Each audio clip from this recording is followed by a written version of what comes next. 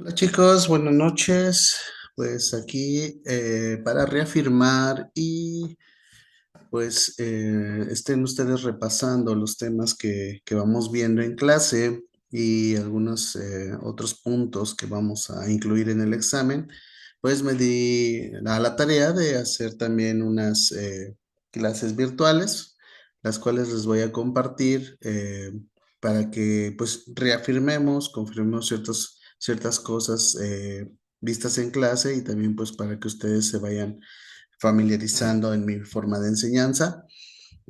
Esta idea es para que también pues ustedes estudien, obviamente, confirmen sus conocimientos y pues quiero que pues les quede lo más claro posible, ¿sale? El primer tema que estamos incluyendo son generales del sistema óseo. Vamos a iniciar con este tema, pues comentarles que pues el sistema esquelético ya lo habíamos comentado que se conforma, ¿sale? Para el estudio anatómico del esqueleto lo vamos a estar manejando en un esqueleto apendicular y un esqueleto axial. Cualquiera que le pregunte o les pregunte cuál es el estudio anatómico del esqueleto humano, ustedes tienen que decir que son dos partes o dos formas de estudio. Uno que es el esqueleto axial, el cual va a comprender lo que hablamos de la parte central o todo lo que recubre nuestro sistema nervioso central. Al decir sistema nervioso central, me refiero a, pues, la parte del cráneo, toda la parte del cráneo. Acuérdense que estamos viendo huesos del cráneo y el cráneo se divide en un neurocráneo y un viscerocráneo. El neurocráneo nos compone todo lo que es la bóveda de el cráneo, que hablamos de todos los huesos planos que son conformando o protegiendo, mejor dicho, al cerebro, ¿sale? O encéfalo también. Es el mismo nombre, ¿eh? Acuérdense que ya se le va a decir encéfalo o cerebro, vamos utilizando los términos anatómicos. Entonces, el neurocráneo está conformado por esa bóveda craneal. Lo que es el viscerocráneo se conforma de todos los huesos de la cara, huesos que conforman mandíbula, huesos que conforman nariz, cavidades orbitarias. Entonces, eso se llama viscerocráneo. Bueno, si les preguntan entonces cómo se estudia el esqueleto humano, se divide en dos, es axial y apendicular. El axial entonces va a comprender cráneo, huesos de la cara.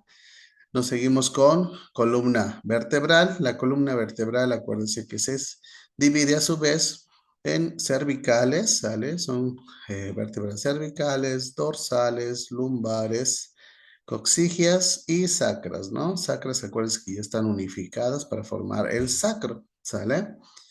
Y nos compete o también nos incluye lo que son los huesos de la cavidad torácica o caja torácica, ¿sale? En esto hablamos de pues las costillas, obviamente estas costillas, tenemos 12 costillas, las últimas dos son flotantes y las otras son armazón, vamos a decir, o que conforman la caja torácica en conjunto con el esternón, ¿sale? Y pues eso es lo que conforma nuestro esqueleto axial. Ahora, si les preguntan por el esqueleto apendicular, el apendicular va a conformar todo lo que está adyacente a este axial, o sea, que está pegado al axial, que vamos a decir que es todo lo que está alrededor, ¿sale? Incluyendo nuestras clavículas, nuestros omóplatos, obviamente extremidades superiores, hablando de húmero, eh, obviamente radiocúbito, falanges, ¿sale? Por la parte superior o miembros superiores vamos a tener esto. Ya en la parte media vamos a encontrar pues el isquion, el pubis, ¿sale? Todo lo que conforma nuestra cadera, ¿sale? O huesos de la cadera. Nuestro fémur, ¿sale? Nuestra tibia y peroné, ¿ok? Y huesos del tarso, o huesos del pie, como quieren llamarle, ¿sale? Entonces, así se conforman. Ese es para su estudio anatómico. Estamos hablando que el esqueleto humano cuenta con 206 huesos. Estos pueden variar, ¿sale? No todos tenemos esos 206 huesos. ¿Por qué? Porque en algunos casos se agregan o se quitan. Podemos decirlo así, los sesamoideos que llamamos aquí son huesos pequeños, son huesos inclusive adyacentes que podemos tener incluso en el carpo, en la mano o en el tarso, en el pie. ¿Sale? Entonces son huesos que pueden estar ahí agregados. Y en el niño, sí, en el niño acuérdense que pues el niño o inclusive recién nacido, pues también se están articulando y se están formando osificaciones, ¿no? Nacen con un esqueleto cartilaginoso. Recuerden que pues el niño todavía no osifica, no se pone duro ese hueso. Y al no estar osificado, pues generalmente están separadas ciertas fortas. Eso ya lo habíamos platicado en cuestión de las fontanelas, ¿no? Entonces, los huesos de la bóveda de cráneo todavía no están osificados en un recién nacido, por lo tanto, se pueden decir que hay estructuras separadas, ¿ok? Y al igual que los huesos del coxis, igual el isquion, el ilion y el pubis también se encuentran divididas, ¿vale? Por suturas, por partes articulares, que pues con la edad, en un adulto mayor, pues ya estos huesos se forman uno solo, ya son uno solo, pero precisamente por eso tienen mayor riesgo de fracturas. Un adulto mayor tiene un riesgo mayor de fracturas porque esto ya es una osificación. Aparte que ya es una osificación en conjunto, pues también tiene más descalcificación. ¿Vale? Bueno, regresando al punto entonces del sistema esquelético, el conjunto es el conjunto de huesos unidos entre sí. Sabemos que toda nuestra estructura ósea conforma un sostén, ¿sí? Un sostén, un soporte para todo lo que tiene nuestro organismo.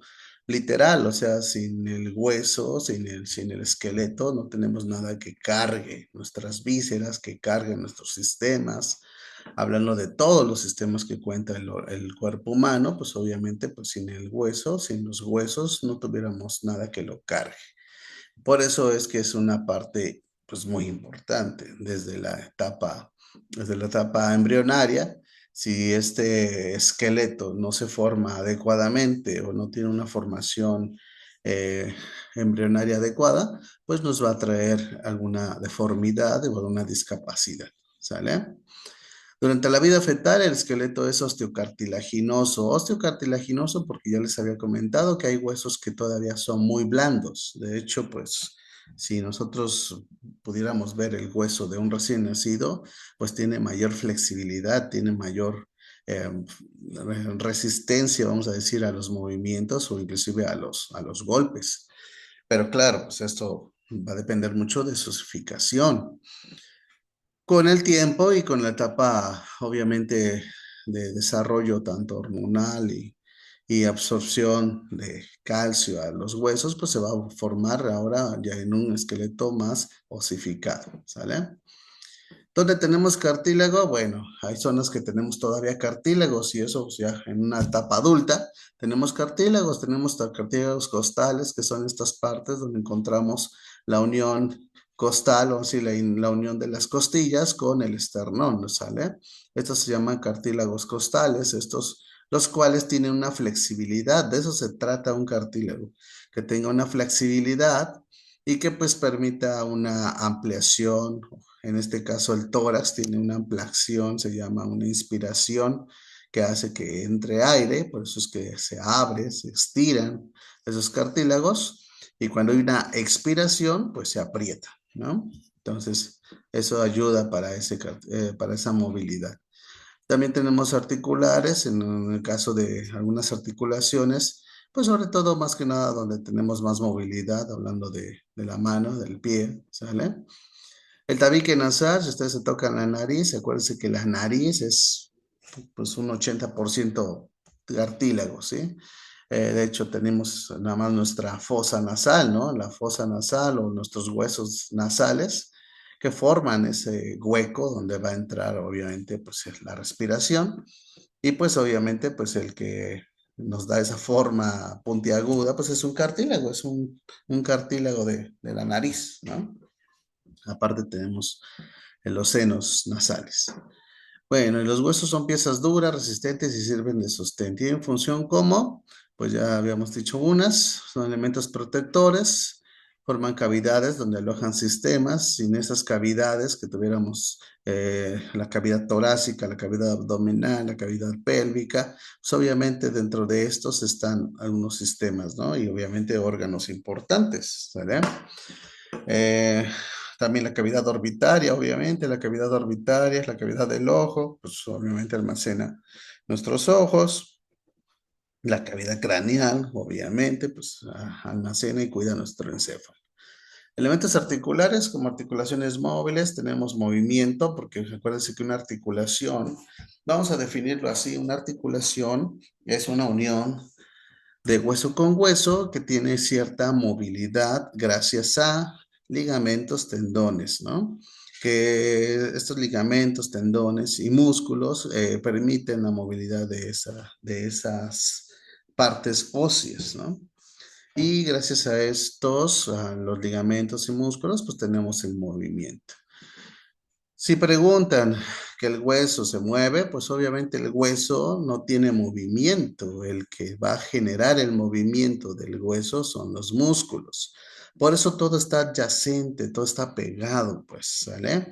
En general tenemos la estructura ósea, o sea, tenemos el esqueleto, pero si no hubiera ligamentos, si no hubiera cápsulas, si no hubiera músculos, pues ese esqueleto pues sería inerte, o sea, no se movería para nada. Por eso es que todo es un conjunto, chicos. Todo es como les digo, todo sirve para algo. Pues la, así que la ciencia ha demostrado pues que que el hecho de ser un ser vivo nos lleva años de evolución y pues hemos desarrollado ciertas,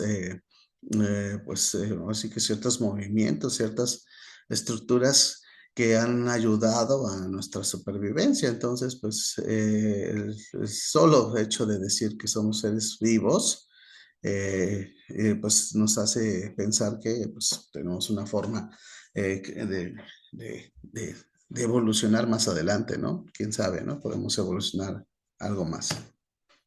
Ya hemos dicho esto del esqueleto. Ok, tenemos una configuración externa del hueso. ¿A qué me refiero con configuración externa? Pues que vamos a presentar primero, pues que son huesos cortos, hay huesos largos, hay huesos planos, ¿sale? Son tres formas diferentes. ¿A qué me refiero con huesos largos? Su nombre lo dice, son los huesos que tienen mayor longitud, ¿no? O sea, están largos. Y al decir largos, vamos a contar, vamos a dividir, ¿sí? En tres partes principalmente. Muchos, depende de la bibliografía que lean, ¿sí? Pero muchos manejan solamente dos, que son las epífisis y las diáfisis. Vayamos diferenciando, porque esto es pregunta de examen. Aquí hay una epífisis proximal de acuerdo a la anatomía que vayamos a estudiar, pero hablando en todo caso, el fémur, el húmero, tibia, peroné, radio, cúbito, esos se consideran huesos largos. Entonces aquí tenemos un hueso del húmero. El hueso del húmero vas a encontrar una epífisis proximal. ¿Por qué proximal? Porque se acerca más al tronco, a la línea media. Entonces este es el epífisis o la parte que se acerca más hacia el hombro, ¿sale? Ese es el hombro, en pocas palabras. Y la epífisis distal va a ser la que va a estar articulada. Si ustedes se dan cuenta, el húmero es el huesito que tenemos donde está nuestro músculo, donde está nuestro gato, pues ese es el húmero, ¿sale? Entonces ese huesito, pues entonces tenemos la epífisis proximal que va a estar al hombro y la epífisis distal que va a estar en el codo. Aquí estaría el codo. Entonces, parte importante, los huesos largos se constan de tres partes. Decíamos tres partes. Epífisis, que van a ser los extremos del hueso largo, ¿sale? Hablando de cualquier otro hueso, pues ya se puede decir proximal o distal, ¿sí? Pero esas son las epífisis. La diáfisis siempre va a ser el cuerpo del hueso largo. La diáfisis siempre es la parte media del hueso largo, ¿sale? Y hay una parte intermedia que entre la epífisis y la diáfisis se llama metáfisis. Porque muchos libros lo comentan, les digo, porque cada bibliografía es diferente, pero la metáfisis, chicos, la metáfisis es una parte muy importante en el crecimiento, ¿sí? De los huesos. Obviamente un niño va a tener una metáfisis un poquito más agregada, ¿sí? Porque en esa parte todavía no hay una osificación como tal, simplemente decimos que está llena de células óseas. Acuérdense que si hablamos de células, hablamos de osteoblastos, osteocitos, osteoclastos, ¿sale?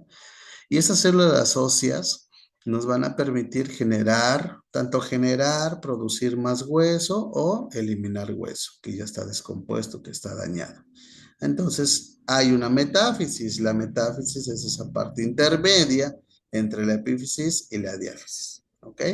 Bueno, tenemos huesos cortos. Los huesos cortos se encuentran generalmente en el carpo y en el tarso, o sea, en la mano y en el pie. ¿Sale? Y tienen formas cuboideas, perdón, en formas cuboideas, son de cubos, pues se ven así cuadradonas, ¿sale? Y estos pues forman muchas partes, lo que decíamos de los sigmoides, forman muchas partes articulares. De hecho, pues ustedes pueden mover su mano libremente, si se dan cuenta, tienen una movilidad eh, mayor a otras articulaciones. ¿Por qué? Porque pues estos huesecillos van unidos con ligamentos, tendones y cápsulas que van a permitir una movilidad más ligera, ¿sale? Entonces, esos son los huesos cortos. ¿Dónde se encuentran los huesos cortos? En el carpo y en el tarso, en su mayoría, ¿sale? Y hay huesos planos. Si ahorita estamos viendo huesos del cráneo, precisamente son huesos planos. Hay partes planas. ¿Cómo decimos un hueso plano? Pues es un hueso que está aplastado, literal, está aplastado y va, por lo tanto, va a tener una parte, ya decíamos, una parte saliente y una parte hundida, a lo que llamamos cóncava y convexa, ¿sale? Quiero que quede muy claro el término, ¿sale? Cuando decimos un hueso plano, debe estar una parte cóncava. Cóncava, sí, cóncava, es casi concuevas, ¿vale? Concuevas quiere decir que está hoyuda, que tiene una parte sumida, pues cóncava. Váyanse grabando eso, cóncava. Y convexa, porque está salida, convexa, ¿sale? Solamente acuérdense de cóncavo, cóncavo y lo anterior o lo literal, lo opuesto, convexo. ¿Ok? Aquí tenemos como ejemplo, como hueso plano, tenemos a la escápula. También tenemos huesos del cráneo, obviamente. Entonces, entre los huesos del cráneo, ustedes se van a dar cuenta que el frontal, el parietal, el occipital, el temporal son huesos planos. Son huesos que están aplastados en una parte y por lo tanto tienen una forma cóncava y convexa.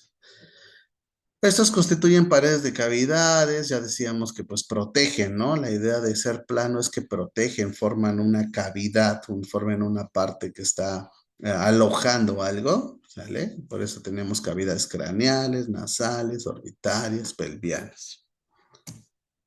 Bueno, dentro del esqueleto humano tenemos lo que son huesos neumáticos. Los huesos neumáticos, chicos, los huesos neumáticos, por su nomenclatura, neumáticos quiere decir que es neu de aire, ¿sale? Tienen aire. ¿Qué quiere decir? Que son cavidades que están llenas de aire, son cavidades que ayudan y que almacenan aire.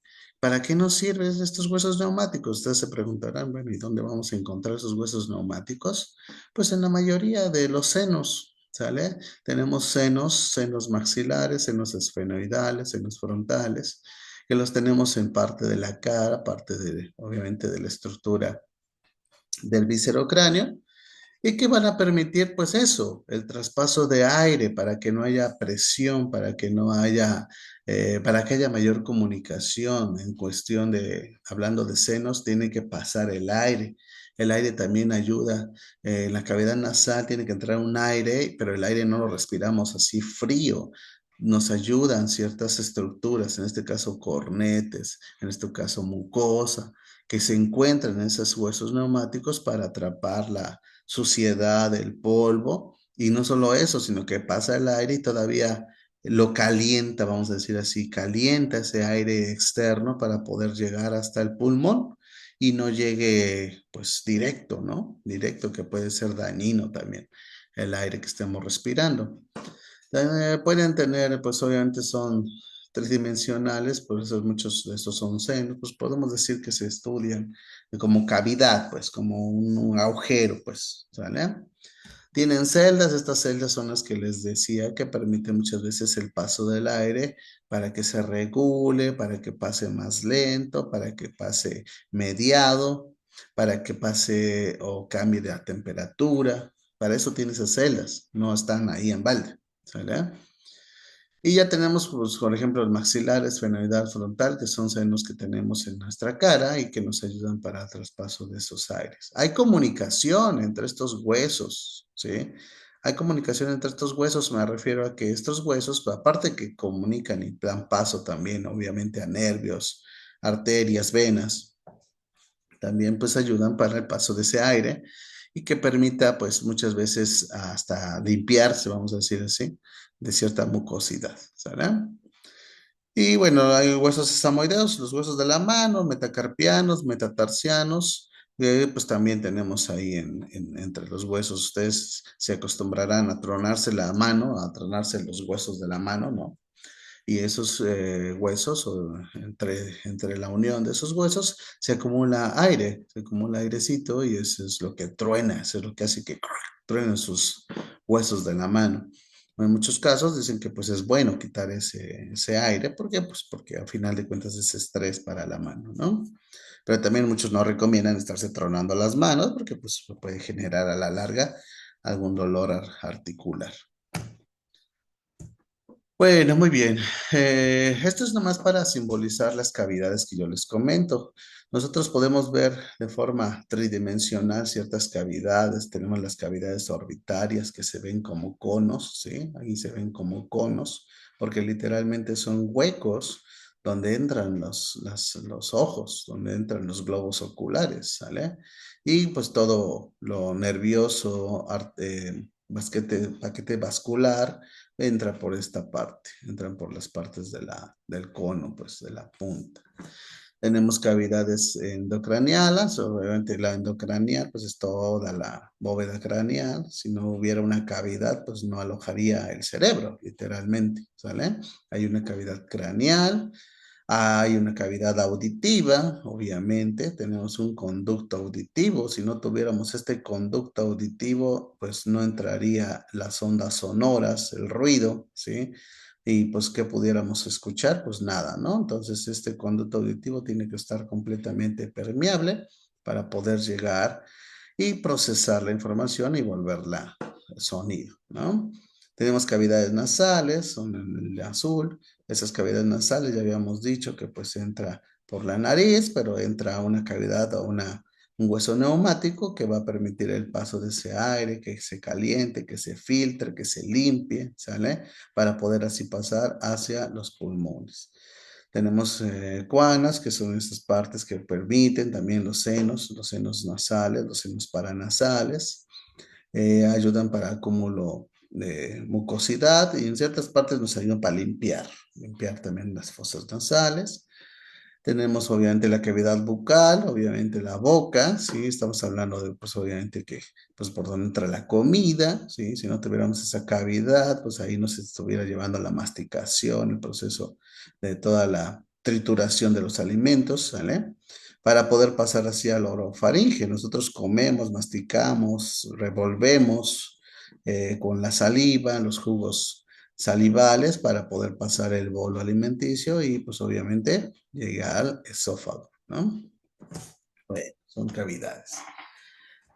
Ok, sí, rápidamente. Entonces, hay superficies. Las superficies que vamos a encontrar en los huesos existen irregulares como salientes, entrantes, superficies ásperas. Lo principal de saber que los huesos tienen superficies es ¿para qué nos sirve tener estas superficies? Bueno, hay huesos que están protuidos, ¿sí? O sea, literal, tienen salientes, tienen partes de huesos salientes que se llaman en muchos casos apófisis, eminencias, protuberancias, crestas, ¿sí? A esto me refiero a que son huesos que forman o tienen esa forma, vamos a decir, pues vamos a decirlo así, puntiaguda, saliente, quiere decir que está fuera del hueso, vamos a decir, de la estructura, y que pues ayuda en una parte divisoria o me va a articular con otra cosa, ¿sale? Entrantes, pues cuando tenemos igual un espacio hueco que entra ese hueso o entra un hueso de otro, de otra, así que de otro hueso, entra esa parte, se llega a articular sin dañar al otro hueso, porque se trata que se articule, ¿no? Entonces, no hay un hueso que vaya a moverse y se rompa, pues, a excepción de que pues tengamos una sobreextensión o tengamos un movimiento exagerado, pues obviamente sí se puede romper un hueso, pero hay huesos que ya tienen su movilidad y gracias a que se unen con los otros huesos forman esa buena articulación. Y las superficies ásperas me refiero a que van a haber lo que llamamos protuberancias, bueno, más que nada tuberosidades, así se le llaman, tuberosidades, que para qué nos ayudan esas tuberosidades, pues en el hueso por lógica, esas tuberosidades ayudan a que se agreguen o se inserten músculos, ¿sí? A esos son las tuberosidades. Entonces, ahí las tenemos insertadas en muchos de los huesos largos, en muchos de los huesos, pues, si no en todos los huesos, mejor dicho, tenemos tuberosidades. Esas tuberosidades se encuentran en superficie del hueso donde se inserta, donde llega un músculo y ese músculo lleva un trayecto. Obviamente, cuando veamos músculos, van a darse cuenta que hay un origen, hay una trayectoria y hay una terminación o inserción final, ¿no? Entonces, se van a dar cuenta que pues esas tuberosidades o esas superficies ásperas para eso ayudan. ¿Sale? Entonces, al decir eminencias articulares, se refiere a esas salientes que yo les digo, son irregularidades, salen del hueso original, ¿sale? En este caso aquí nos dan el ejemplo de la cabeza del húmero, los cóndilos del fémur. ¿Qué podemos decir en este hueso que tenemos, literal? Se va a observar pues esto, ¿no? Protuberancias, eminencias articulares, tenemos una parte epifisiaria, acuérdense que son epífisis, una línea epifisiaria, una epífisis que está saliente, que va a llegar a articular con otra cosa, ¿sale? Para eso está. Igual en la parte proximal también tenemos salientes, y si no tuviéramos estas salientes, pues simplemente no se articula adecuadamente, o sea, no entra, pues. Ajá. Hay extraarticulares, son irregulares rugosas, sirven igual para inserciones de músculos y ligamentos. En muchos casos sí, ya tienen salientes que ahí ya casi casi está hecho para un músculo específicamente y ahí de ahí sale hacia un lado, ¿no? Dependerá del músculo que se inserta, obviamente, entran las apófisis, ya habíamos dicho que va a haber esas salientes, acuérdense, salientes o eminencias, se llaman apófisis, se llaman protuberancias, se llaman tuberosidades, se llaman espinas, se llaman crestas o son líneas. ¿Eh? En cuanto a cavidades articulares, pues tenemos obviamente huecos, hoyos o fosas, en muchos casos lo vamos a llamar fosas. Son depresiones eh, que son, pues son depresiones que se forman pues, por la misma función de inserción o va a hacer paso a ciertas estructuras importantes, ¿no? Pero bueno, las vamos a encontrar mucho en las cavidades, las presiones, en cuestión de las glenoideas y los platillos tibiales, cuando tenemos, sobre todo en el omóplato, tenemos varias fositas o cavidades que ayudan para la inserción de músculos, ¿sale? En las tibias también tenemos eso. Hay muchas fositas o cavidades que tenemos alrededor o en el trayecto del hueso. Hay cavidades no articulares, esas pues van a distinguir porque hay cavidades de inserción, así como les decía, hay de inserción muscular, cavidades de recepción, donde van a llegar ligamentos, tendones, venas, nervios. Más que nada las cavidades es para que pasen o lleguen las arterias, venas y nervios. Y hay cavidades de ampliación, ya en cuestión de divertículos, celas, senos o senos intraóseos, ¿sale? Todo eso se va dando. Por lo general, habíamos dicho que en la cavidad de la cara tenemos un montón de cavidades, muchísimas cavidades. Ok.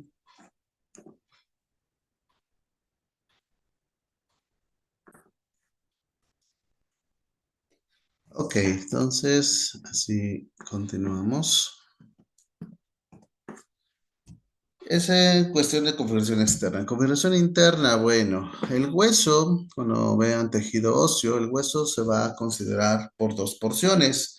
Hay un hueso compacto y hay un hueso esponjoso. No nos compliquemos, no nos hagamos más bolas. El compacto siempre va a ser el externo, el que rodea o el que cubre al hueso en su capa más externa y que rodea obviamente al hueso esponjoso. El hueso esponjoso siempre va a ser en la parte media interna del hueso, ¿sí? Entonces no lo vamos a encontrar en otros huesos fuera de, lo vamos a encontrar siempre dentro. ¿Dentro de qué? Dentro del hueso compacto, ¿sale? Entonces el hueso compacto da protección a la forma periférica, o sea, todo lo que rodea el hueso, y es un estuche para el hueso esponjoso, ya les digo, está afuera del hueso, ¿sale? Y el esponjoso, ese es una parte importante, tiene una forma esponjosa, de ahí viene su nombre. El ser esponjoso se constituye que tiene trabéculas, por eso se llama así esponjoso. Tiene trabéculas o laminillas, que por eso parece una esponja, así le llaman, por eso se llama es esponjoso. Tiene trabéculas y laminillas que a su vez, pues por algo están, porque permite el paso de toda la médula ósea, o sea, toda la parte nutricional del hueso. Por eso es que por ahí pasa la nutrición, los vasos sanguíneos, nervios del hueso, ¿sale? Y eso es la función de esa figura esponjosa. Y tiene esa forma porque pues, sirve como estuche de contención y a la vez también tiene mayor resistencia a los golpes y tracciones. Por eso es esponjoso, porque pues literal cuando alguien golpea o pega un hueso esponjoso va a tener mayor, pues podemos decir contractibilidad, ¿no? Va a poder aplastar un poquito más. El compacto, todo lo contrario. El compacto va a ser duro, el compacto va a ser duro, osificado, tieso. Por eso cuando nosotros tenemos una fractura, pues generalmente el que se llega a fracturar directamente es el hueso compacto. Cuando ya llega a un hueso esponjoso es porque ya llegó a penetrar, a llegar a una parte más profusa, más profunda, ¿no? Bueno, la médula ósea se encuentra en los huesos largos. Sabemos que la médula ósea es una parte importante para detectar sobre todo anomalías en las células hematopoyéticas, por eso llamamos hematopoiesis. Entonces, en los huesos largos obtenemos esa médula ósea y cavidades de hueso esponjoso y participan en la hematopoiesis. Efectivamente, participan en la hematopoiesis. La hematopoiesis nos ayuda mucho para la detección pues, de deficiencias en las células sanguíneas, ¿sale? Por eso es que pues, es importante saber de dónde obtenemos la médula ósea. El periósteo, bueno, el periósteo, si estamos hablando del hueso compacto y esponjoso, el periósteo es una membrana fibroelástica que rodea la superficie exterior de los huesos. Esta va a estar revestida de cartílago y los lugares en los que se insertan tendones y ligamentos. Este va de la mano, el periósteo va de la mano con el hueso compacto. El hueso compacto, pues es esa capa de protección externa y el periósteo es el que va a estar en conjunto con el compacto para darle inserción a los ligamentos y tendones. Bueno, preguntaron ustedes, ¿tiene circulación, tiene vascularización los huesos? Claro que sí. El hueso no puede, o ninguna estructura, mejor dicho, no puede vivir sin nutrición, ¿sí? O sin irrigación. Y principalmente el hueso, porque si no hay un hueso sano, pues obviamente, pues, no sé, que se deforma, se atrofia, se muere ese hueso y pues obviamente se tendría que amputar, ¿no? Pero bueno, en la vascularización de los huesos se encuentran varios orificios o forámenes nutricios, y estos forámenes nutricios van a constatar del hueso esponjoso que habíamos platicado. Entonces, el hueso esponjoso tiene esa parte oyuda, vamos a decir, de orificios para que permita pasar esos forámenes nutricios y llegue la nutrición o la vascularización al hueso. Tenemos tres órdenes, tenemos forámenes de primer orden, segundo y tercer orden. Esto sí es importante saberlo, chicos. Los forámenes de primer orden están en las diáfisis. Las diáfisis ya habíamos dicho que es la parte media de los huesos largos, el cuerpo de los huesos largos. Ese es de primer orden. Ahí llega la mayoría de vascularización de los huesos, ¿sale? Y estos van al canal medular. Bueno. Los de segundo orden ya se encuentran en la epífisis. ¿Cuál parte dijimos que era la epífisis? Las partes distales o proximales, ¿sale? Entonces, esas son las epífisis, acuérdense, ¿eh? Y las epífisis, ahí vamos a encontrar también los huesos largos, en los bordes de los huesos planos. En los huesos planos se encuentra alrededor, literal, alrededor de los huesos planos, ¿sí? Ahí se va a encontrar de segundo orden la vascularización y superficies no articulares de los huesos cortos. Bueno. Y el tercer orden o forámenes del tercer orden son los más pequeños y están en las superficies no articulares del hueso. Esos sí van a ser pequeñas extensiones o muy pequeñitas, van a ser en menor cantidad obviamente, pero pues se extienden, tienden a estar en unas partes pequeñitas en toda la extensión del hueso. ¿Vale? Pero ¿cuáles son los más importantes? Los de primer orden y segundo orden. Ojo, pregunta de examen. ¿Cuáles son los forámenes de primer orden? Se encuentran a la diáfisis de los huesos largos, ¿vale? Y caras de los huesos planos. Caras, o sea, literal, cara anterior, cara posterior. Y los forámenes de segundo orden se van a encontrar en las epífisis de los huesos largos y bordes de los huesos planos. Bueno.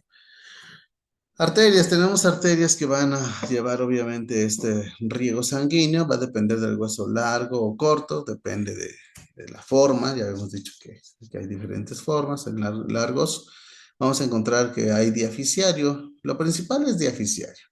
Quédese con la idea que en la diáfisis, o sea, en el cuerpo del hueso largo, entra la mayor nutrición arterial, ¿sí? Estamos hablando de arterial, ¿eh? Estamos hablando de que llega una circulación arterial llena de oxígeno, la cual va a entrar por esos forámenes nutricios para darle nutrición al hueso en general, ¿sale? Y eso se va a ver en todos o en la mayoría de los huesos largos, ¿sale? Hay una parte que es el perióstico, ¿sí? Tenemos también obviamente lo que recubre o lo que está en la capa más externa del hueso. Recubre la diáfisis, se encuentra ricamente vascularizada por arterias proximales a músculos y ligamentos. Si les pregunto quién le da nutrición o qué le da nutrición o por dónde llega la nutrición del hueso, pues obviamente llega por los músculos y los ligamentos adyacentes. Tendría que ayudarle, obviamente, ¿no? Pues, si el músculo tiene que tener una vascularización también, pero el músculo a su vez, como está pegado al hueso, pues también le está dando nutrición a ese hueso que lo está alojando, ¿no? Que lo está, así que lo está insertando, ¿vale? Y hay una tercera que es la episometafisiaria. Este se origina en las arterias articulares, bueno, generalmente en articulaciones, donde hay uniones de las articulaciones, de ahí salen vasos adyacentes que le dan irrigación. También en músculos tendinosos, hay tendones y músculos que están unidos y que le dan irrigación. Y en algunas propias de la epífisis y metáfisis. Bueno. Creo que siento que con grabarse que hay diaficiario, hay irrigación arterial diaficiaria, perióstica y episometafisiaria, pues claro que es lo que le da irrigación de arterias. Recuérdense que las arterias llevan sangre oxigenada, ¿eh? Bueno, arterias de la médula ósea, bueno, a ver, acuérdense. Médula ósea, su nombre lo dice. Ajá, no me confundan, ¿eh? Porque luego los términos pueden ser. Una cosa es médula ósea y otra cosa es médula espinal, ¿eh? Porque luego me están confundiendo la médula espinal con la médula ósea. La médula espinal, acuérdense que es parte del sistema nervioso central. Nada que ver aquí. Nosotros estamos hablando de médula ósea. Al decir médula ósea se refiere a lo que está dentro del hueso, ¿sí? Dentro del hueso que le da, acuérdense, hematopoiesis o que le da células, ¿sí? Generadoras de otras células. Entonces, la médula ósea se va a encontrar dentro del hueso. ¿De dónde vienen estas arterias de médula ósea? Pues proceden de la arteria nutricia diaficiaria. Ya habíamos dicho que la mayor nutrición arterial va de la diáfisis, acuérdense. Entonces, puedo preguntar, ¿A dónde se va o desde qué depende la nutrición mayormente del hueso largo? A nivel diaficiario, ¿sale? En los huesos planos ya habíamos dicho también que hay ciertos niveles, ¿sale? Pero los huesos planos se irrigan de dos tipos de arterias. Hay arterias periósticas, como su nombre lo dice, una red externa, ¿sale? Y penetran por los forámenes segundo y tercero. Ya hemos dicho que había foramen segundo y tercero, ¿sí? De irrigación. Y las arterias orificiales, estas también entran al hueso por orificios de mayor tamaño. Bueno, literal, quédense con la idea que son nutrición diaficiaria, llegan al centro o a la médula espinal por medio de estos dos tipos de arterias, arterias periósticas y arterias orificiales. Ok, tanto hay una irrigación arterial como hay una irrigación venosa, ¿sale? Pero no cambia mucho, no cambia mucho. Las venas, ahora sí, la vena o la sangre no oxigenada, en los huesos largos las venas se originan en el seno venoso medular central y gradual de ese orden y llegan al periósteo. Así vayan quedando, que vayan a llegar al periósteo. La circulación del retorno se encuentra entonces en la epífisis. Ahora sí vamos a encontrar irrigación o circulación de retorno en la epífisis. Ok, bueno, entonces la circulación de retorno se encuentra más en la epífisis. Acuérdense, la epífisis vamos a encontrarla en los extremos distal y proximal del hueso, donde hay conductos, pues obviamente que van a ayudar para esa irrigación, esa salida de venas, ¿sale? En los huesos planos se denominan venas diploicas. En los huesos planos diploicas porque tienen conductos finos muy ramificados. El hueso plano tiene que tener obviamente un nivel arterial o venoso más pequeño, porque pues son huesos largos, son huesos planos, perdón, son huesos planos, son huesos aplastados. Por eso es que tienen esa irrigación venosa, son así que conductos muy finos, ¿no? Y en los huesos cortos se originan a partir de lagos centrales, también sinusoides, dilatados con conductos que emergen del periósteo. Bueno, generalmente tiene cada quien su irrigación venosa, entonces ahí vamos a encontrarlo entre las partes sinusoides dilatadas. Ahí tienen como lagunas, le llaman lagos, lagunas centrales, y ahí de ahí sale esa circulación venosa. Ok. Los huesos tienen sensibilidad, los huesos tienen inervación. Pues de hecho sí, tienen, bueno, vamos a decirlo así, tienen parte de la sensibilidad o del dolor que tienen los huesos, se debe también adyacente o se debe tener en forma al músculo que lo compara, bueno, lo acompaña. ¿A qué me refiero con esto? Bueno, los nervios y las arterias del hueso llegan por la arteria nutricia principal, ya habíamos dicho que llega por una arteria principal. Si estamos hablando de el brazo, pues va a entrar por la arteria humeral, ¿sí? La arteria humeral le da nutrición, ramificación a todos los huesos del miembro superior. Si estamos hablando de miembros inferiores, pues entra por la femoral, por la arteria femoral. La arteria femoral se divide, manda todas las ramificaciones que necesita hacia los huesos que van a estar en esos músculos, ¿no? Entonces vienen de muchos nervios y arterias de su arteria nutricia principal, entonces, y una arteria grande, literal. Las fibras sensibles responsables del dolor óseo pues tienen que ver mucho porque la inervación del músculo, generalmente lo que más vamos a tener son dolores musculares, si ustedes se preguntan, o sea, a mí me duele algo y yo qué es lo primero que digo, ¿no? Me duele el muslo, me duele la pierna, me duele el brazo, me duele el antebrazo. Y ya de ahí que empieza a darme dolor muscular, entonces ya comienzo a tener un dolor más penetrante, un dolor más intenso y hasta decimos, me duele el hueso, ¿no? Entonces muchos de los pacientes van a llegar y le van a decir, es que me duele el hueso, me duelen los huesos. Sí, te va a doler el hueso, pero así que el nervio, o los nervios que llegan al hueso, literalmente vienen del músculo. ¿vale? Entonces te va a doler tanto hueso y músculo, entonces tienen que irse a eso, que la mayoría de la inervación o la mayoría de los nervios que vienen o que entran al hueso, pues son de nervios musculares, ¿vale? El hueso propiamente no tiene nervios, a eso voy. El hueso no tiene nervios.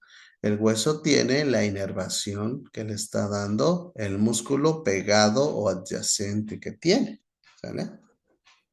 Por eso sí, no digo que no se sienta y no digo que no duela, sí duele, pero ya son en menor cantidad, vamos a decirlo así, en menor cantidad la sensibilidad. ¿Por qué? Porque el que va a doler más es el músculo y de ahí ya duele el hueso, ¿sale? Existe un plexo denso que ramifica el periósteo, ¿sí? O sea, toda la ramificación del nervio, sea el nervio que sea el músculo que sea, va a darle, pues obviamente envuelve, ¿sí? Envuelve al hueso y entra por el periósteo, rodea pues al hueso por el periósteo y esto es lo que le da también la inervación. Y existe obviamente pues un síntoma que es la periostitis. La periostitis se habla pues porque hay un dolor, hay una inflamación del hueso y una inflamación, un dolorcito de hueso. ¿Por qué? Porque pues le está dando esa ramificación al periósteo, ¿no? Muy bien, aquí lo puse en mayúsculas para que no se les olvide. La irrigación y la inervación tienen fundamentalmente importancia en el crecimiento y la osificación. O sea, vuelvo a lo mismo. Agua pasa por mi casa. La irrigación y la inervación, si no hubiera un hueso bien irrigado, hablando de arterias y venas, ¿sí? Si no hay un hueso bien irrigado, va a haber una necrosis. O sea, se va a morir ese hueso. O sea, literal. Cuando nosotros tenemos un accidente y se corta la irrigación al hueso, si no se conlleva, si no se le hace algo para recuperar esa irrigación, simplemente se necrosa, ¿sale? No hay salvación de ese hueso, por lo tanto no se va a volver a irrigar, por lo tanto se va a morir y corre mayor el riesgo a que se infecte, a que se dé este, una trombosis ósea y lo que hacen mejor es amputarlo, ¿vale? O sea, dicen, no tiene salvación, se quita, para salvar la vida, obviamente, del paciente, ¿no? Y en cuestión de inervación, también tiene que tener sensibilidad. Si nosotros no tenemos sensibilidad de esos huesos, pues también estamos perdiendo funciones, ¿vale? Funciones, acuérdense, esto es el dicho de que si no se usa, se atrofia. El hueso debe tener músculos, ¿sí? El hueso tiene fibras musculares, tiene ligamentos, tendones, ya sabemos cápsula, y obviamente inervación. Y si se mueve, si se usa, si lo estamos fortificando, si lo estamos tonificando, pues va a tener una mayor inervación y una mayor salud, vamos a decirlo así, una mayor vida, ¿no? Entonces, esto es parte muy importante. Desde que nacemos ya tenemos que tener buena irrigación, buena inervación ósea para que nosotros también tengamos un proceso de desarrollo y crecimiento. Si nosotros no tuviéramos esa adecuada irrigación, nos quedaríamos enanitos, ¿no? Entonces hay buen crecimiento. Y la osificación ya va a ser un proceso tanto metabólico, hormonal, que va de acuerdo a nuestras etapas de crecimiento, que acuérdense pues que todos los niños tienen que empezar a caminar, tienen que empezar a saltar, a hacer actividades físicas, se van desarrollando, van creciendo, van estirando, llegan a una adolescencia donde se da el estirón, entonces a sus cambios secundarios y todo eso conlleva a mejorar su función ósea. Bueno, ya para terminar, entonces hay generalidades del sistema óseo. Acuérdense que el tejido óseo es una forma de tejido conjuntivo, ¿sí? La osificación resulta del conjunto de fenómenos anatómicos, histológicos y fisiológicos. No nos vamos a meter de lleno en la histología y fisiología porque sí nos llevaríamos mucho tiempo, pero es forma de decir que pues de ahí se forman las células óseas. O sea, estamos hablando de osteocitos, osteoblastos, osteoclastos, que permiten pues su formación de más tejido óseo, ¿no? Y el tejido mesenquimatoso del embrión es de origen de ciertas formas de hueso. Acuérdense que nosotros venimos de una capa embrionaria y las capas embrionarias van a ser de acuerdo al esqueleto humano. ¿Verdad? Nos formamos pues como tal en el embrión nos formamos como nuestro esqueleto, pues cada forma, cada parte va a tener su tejido mesenquimatoso. Todo va a generar nuevas células y eso va a ayudar a que pues tengamos ese desarrollo óseo. Ok, chicos, esta es una de las primeras clases que les voy a mandar. Estúdienlo, léanlo. Estamos repasando bastantes cosas, entonces lo que yo comento en clase, lo que comento ahorita, tómenlo en cuenta porque pues así hago mis preguntas del examen, ¿sale? Entonces háganlo, por favor, ¿sale? Estudien, échenle ganas, recuerden que ya viene el examen. Ok, pues nos vemos.